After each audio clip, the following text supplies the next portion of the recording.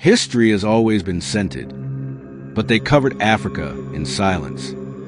This is not just about perfume. This is about identity, innovation, and how the world was made to forget. Before the empires came with chains and smoke, Africa was fragrant. Before the maps were redrawn and the rituals banned, Africa smelled divine. This is a story of forgotten oils, of sacred resins, of how a continent perfumed the world and the world turned away. Let us begin where scent met civilization, along the banks of the Nile. In ancient Egypt, perfume was not a luxury. It was a ritual.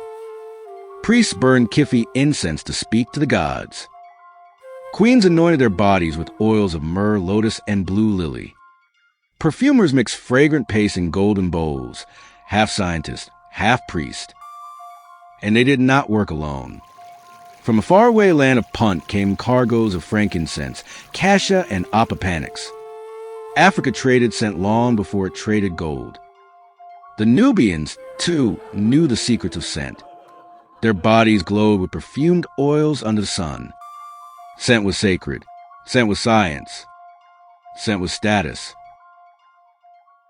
Far west, where the desert meets the Sahel, caravans carried scent in leather pouches. From Mali to Songhai, from Hausa cities to Yoruba lands, perfume was currency. The people wore scent not just for beauty, but for protection and prayer. Clays infused with herbs cooled the skin and calmed the spirit. Shea butter laced with hibiscus and menthol healed the body and pleased the soul. Markets thrived on aroma, powdered roots, infused oils, dried petals. Scented soap was a sign of civilization. The Sahara was not silent. It was scented. The trans-Saharan trade wasn't just salt and gold. It was also smell. Across the East African coast, another world of perfume bloomed. From Somalia to Zanzibar, the trees bled frankincense and myrrh. Perfume wasn't only worn, it was worshipped. In Ethiopia, incense billowed through churches as hymns rose to the heavens. Swahili women perfumed their skin with coconut and clove, saffron and cardamom. The Indian Ocean was a corridor of scent, trading with India, Arabia, and Persia.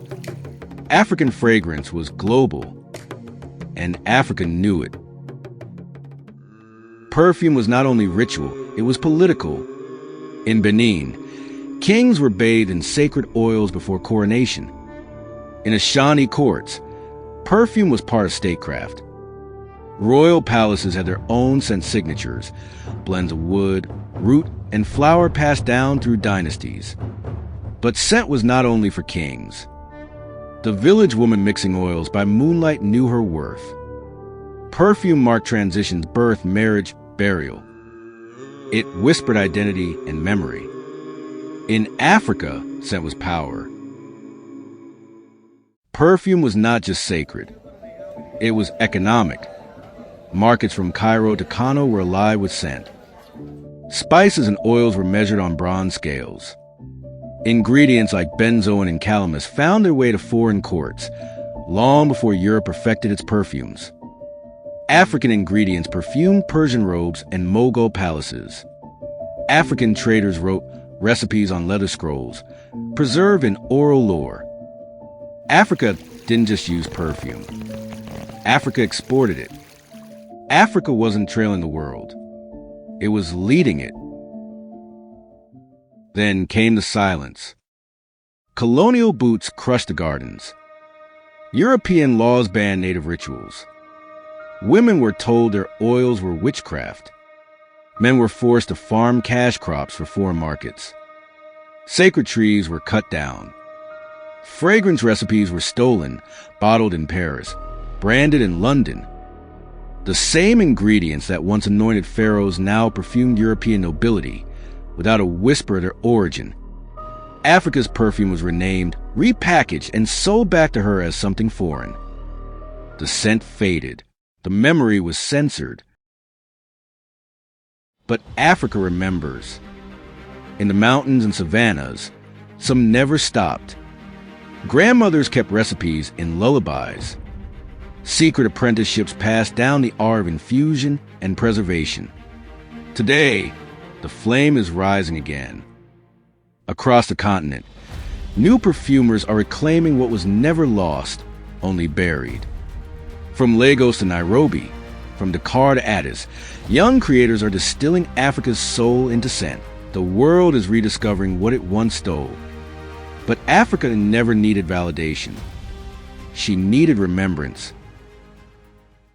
Perfume was never just about smell. It was about memory, power, civilization. To reclaim our scent is to reclaim our history.